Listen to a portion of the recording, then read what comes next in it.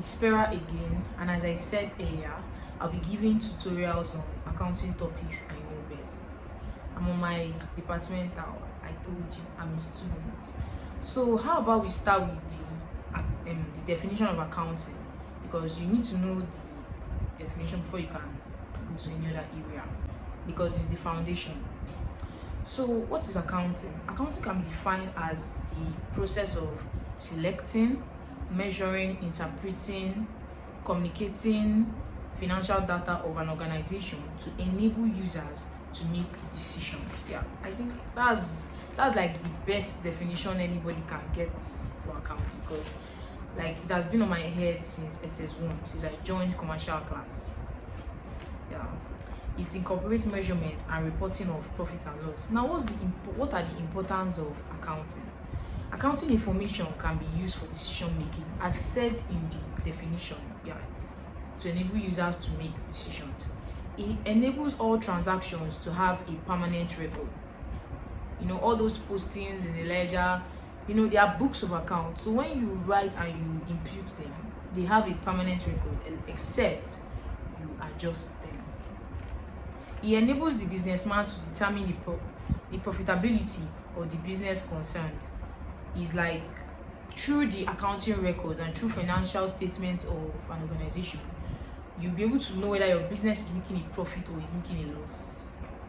It prevents fraudulent practices in the business. It serves as, like, let's say, an evidence. So through the accounting, like the books of accounts, you should be able to, like, workers will avoid engaging into fraudulent practices. Then it shows the true financial position of the business through accounting records.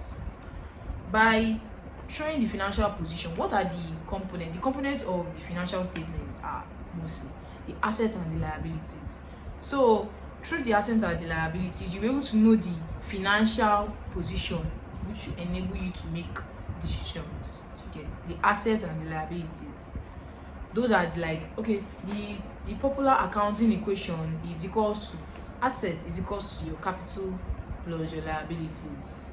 So you'll be able to know if your assets are bigger or let's say greater than your liabilities. Now, who are these users of accounting information? You can actually group these users into the internal users and the external users. Yeah. Internal users, we mean people that use the information. They are people that make use of the accounting information inside the organizations. So I'll list them. We have the employees. How do the employees use the information given by the accounting, like the financial accounting information? How is it beneficial to them? Employees use the accounting information to know whether the business is able to pay them their salaries. Through the accounting information, the employees will be able to know how will I be able to get my salary at the end of so months. Then even the management use it to know if they are making a profit or a loss. Then let's go to the external users. We have the government. The government, they use the financial accounting information to be able to provide taxes. That is one of the major reasons why the government wants to know the financial accounting information. They use it to couple with tax authorities. Tax authorities too, they also make use of the accounting information to be able to like infer your tax. You know, the system used now is pay as you earn. So once they know how you earn, they know how you pay. Yes. Then we have creditors. Creditors use financial accounting information just to know whether a creditor is someone who gives out loan to a debtor. So a creditor will need the accounting information to know whether they will be able to pay me back my money, because I won't want to give loan to someone who won't give me my money back. So that is the reason why they need to know or get the accounting information. Then what else? The public / investors, they use the accounting information to know whether they can invest their money in a business. So let's say I told you that the accounting information, it will show it will show whether the business or the company is making a profit or a loss. So if the company is making a loss, I don't think anybody or any investor will want to invest their money in such a business.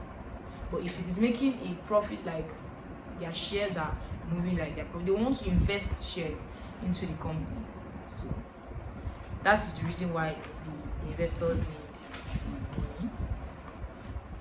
So history of accounting, I'll just summarize this because it's really long, but you can actually like Google more on it. There is no accurate recording as to when accounting started, but available information suggests that record keeping is as old as man. The starting point can be linked to merchants in the Babylonians and Assyrians about 40,000 before Christ. The modus operandi method, that's the method they used to keep records then, was by making marks on the walls. It was highly primitive, that means it was olden. Then the use of accounting is incomplete without mentioning the Italian monk. You should know the father of accounting as an accounting student. That is a mathematician, Luca Paciglio, in 1494 in Italy. In his famous theory, he summarized arithmetical geometrical in 1494 in Venice. He described the double entry system by giving insight into the reason behind accounting records. He also postulated that all entries must have a double entry, one a debtor, another a creditor. We'll stop here. Okay, but we need to know what a double entry system is. I think we all know that. The system states that for every debit entry, there must be a corresponding credit entry. That is two sides, two accounts involved. That is me. So it was Luca Paciglio, that is a mathematician, the Italian monk. He was the one that postulated that entry. So we'll stop here for today and we'll continue next. I hope I taught well actually. So I feel as we are going, if you have any correction, any contribution, just feel free to note that down in the comment section. Bye and have a nice day.